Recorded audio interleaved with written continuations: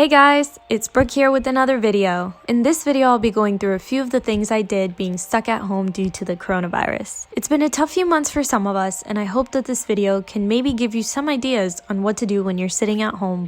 Plan out your day. Planning out your day is an important part of being productive, especially when you're operating from home. I like to start my day out with writing in my passion planner. Since I like to have structure but also a bit of creative freedom, I wasn't ready to commit to a bullet journal just yet. So I found this daily version of the passion planner where they split it up into half bullet journal style and half conventional planner style. I enjoy the freedom the bullet half gives me, and I also use it to write a rough to-do list and keep track of my daily expenses. On the left half of my planner, I just simply tried planning out my day, including what times I'll be working, when and if I need to schedule meetings, and writing any affirmations. I write affirmations every day because they've been a huge part of the process of accepting myself and my body. Today, I'm trying to remind myself that I write my own narrative. I strongly urge people who struggle with self-confidence issues to write or say their affirmations out loud. Initially, I did think this was a super weird thing to do, mainly because I genuinely didn't believe in some of these affirmations I was putting out into the universe, but it's actually been helping me to stay more positive. I find this part of the day one of the most important parts of the day since it puts me in the right direction. This is a really good habit to get into or even learn during this quarantine period because when you do get back to your daily schedules, you'll be a lot more productive. Without planning my day, I get easily distracted by tasks that aren't necessarily as important as what's on my to-do list, which really results in me just beating myself up for not doing enough and slacking off. This can be a never-ending cycle that I've managed to fight with good planning.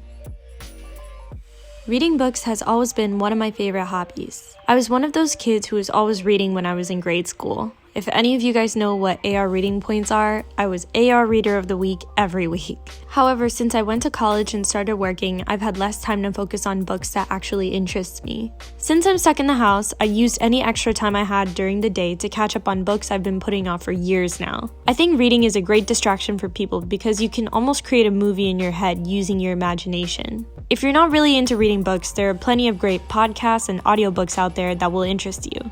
The key is to listen to something instead of watching it, as I believe doing this allows you to think different and more abstract. Out of the box, you might say. Organizing your space.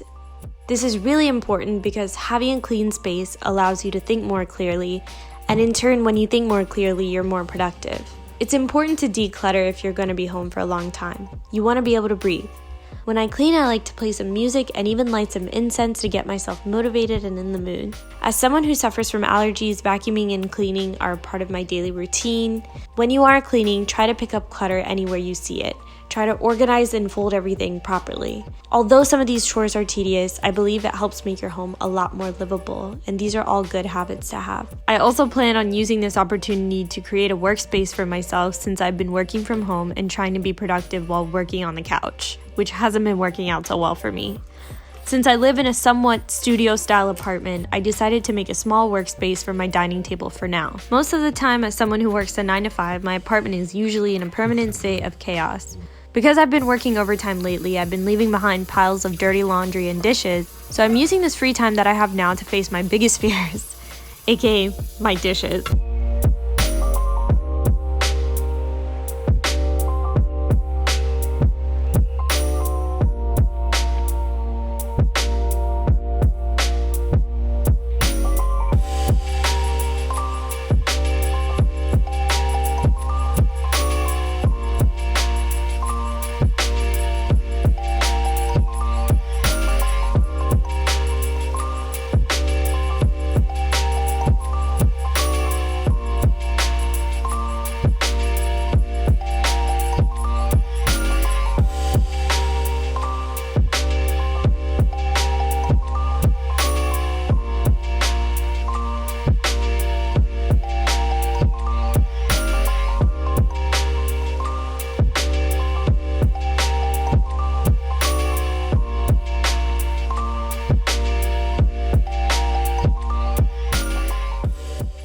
Stretch and exercise. As most of you may know, I love going to the gym and I love weightlifting. But since most gyms are closed right now, I've been having a really hard time finding the motivation to create a consistent workout routine.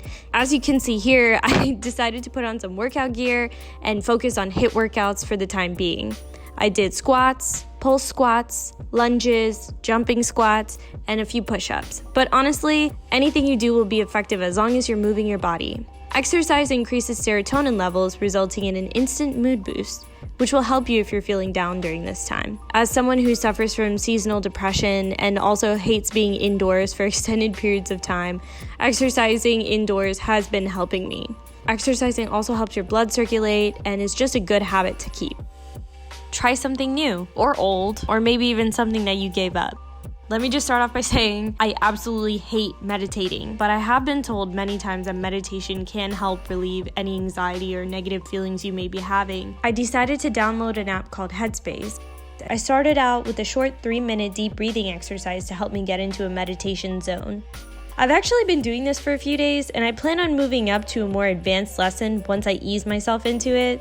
Usually I get really fidgety and very distracted, but this was actually something that I ended up enjoying, and I was super clear-headed for the rest of the day. This is definitely something new for me, and I know it's going to be hard, but I do feel like it's going to be rewarding in the end. I feel like it's just something that I have to stick to. For me, trying something new was meditation, but you can try anything from learning a new language, a sport, reading a self-help book, or even just learning to actually relax. I know a lot of you are hard workers, and sometimes even relaxing is something that you have to relearn, and this is the time to do it. Personal projects.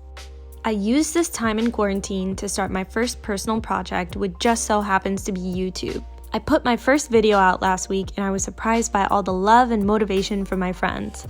This was definitely a good distraction from all the craziness, and sometimes all you need is some extra time. And the coronavirus, unfortunately, has forced me to work on myself and my personal projects like this. I encourage any of you out there to do the same. Use this time to relax, but also use this time to get your goals straight. And if you're in your 20s like me, figure out what you want from life. What impact do you want to have on the world? Also, I love online shopping, so here's me getting distracted looking at the Glossier website. Treat yourself and find those sales. If you're like me, then use this as another tool to relax.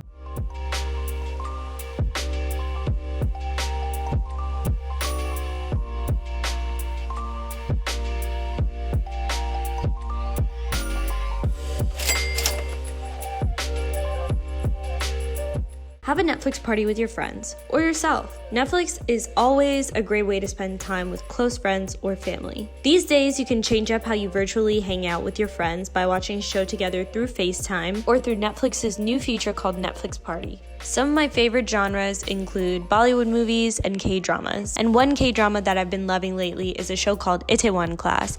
And I love the show so much that I finished it in 2 days. If you don't have that many close friends, that's honestly okay.